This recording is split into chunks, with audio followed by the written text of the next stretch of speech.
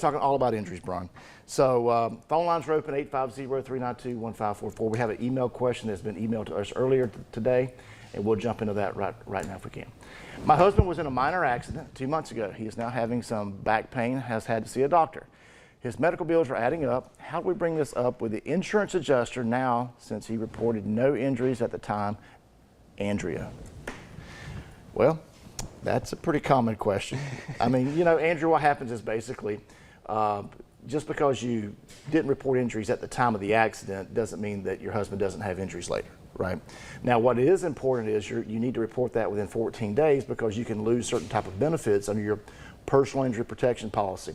And a lot of people get upset when we try to explain the insurance to them. Even though it wasn't your husband's fault in this accident, your own insurance company is going to actually start paying for your benefits for your medical treatment. Now, you would say, well, why is that so? Well, that's the great state of Florida that we live in at the time. We're a no-fault state. And basically, you're entitled up to $10,000 for your own medical expenses that will be paid for. And they will pay for some lost wages as well. But once that $10,000 cap has been hit and exhausted, your insurance company's not on the hook anymore, at least for in terms of the PIP benefits.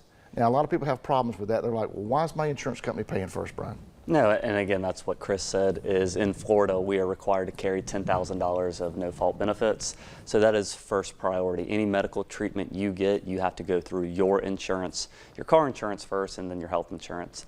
But with the question, one of the things I tell clients I know is you can talk to an insurance company and you really can't help your case, anything you tell an adjuster, but you can certainly hurt your case. So in that situation, if the husband told the adjuster, hey, I'm not hurt, and doesn't get medical treatment for 2 months, it's very hard to then go back to the insurance company and say, actually, I think this was caused by the accident. So unless you have to, unless you're dealing with property damage, it's better to not kind of give all the information to the insurance company and let an attorney handle it. But even if you're answering a general question of not being hurt, it's better to just kind of not say anything for the time being and make sure you are fine, because a lot of people are hurt 1, 2, 3 days later and you notice it. Right. Well, you know, Brian, in Andrea's defense though, we know that insurance companies are extremely pushy and they ask you questions and you have to, they ask them in a way that expects an answer or response.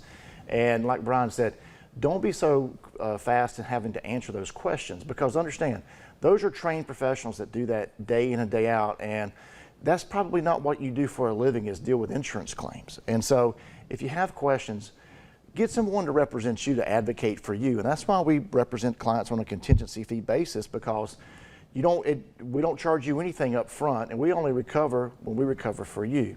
And if we can't do anything for you, well then guess what? You don't owe us anything.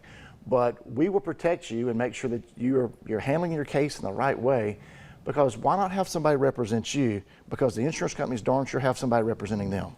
Well, again, the insurance company is representing the person who caused the wreck in this sense. So they are, but they're representing their own pocket too. Well, though. that too, but again, so you don't have somebody acting on your behalf. Right. And insurance companies do it every single day. Most of them know what they're doing, with some exceptions, obviously.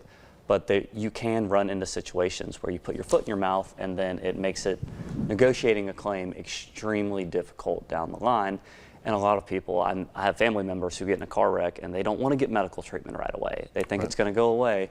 And once you get over, 30 or 40 years old, your body just doesn't respond as much, and you need to, at a minimum, go get checked out and make sure you're fine. Are you speaking, is that from experience? Yes. Okay. Okay. I'm not quite over 40 yet. Okay, you're pushing the limit though, but for someone who is over 40, whatever he just said is absolutely accurate.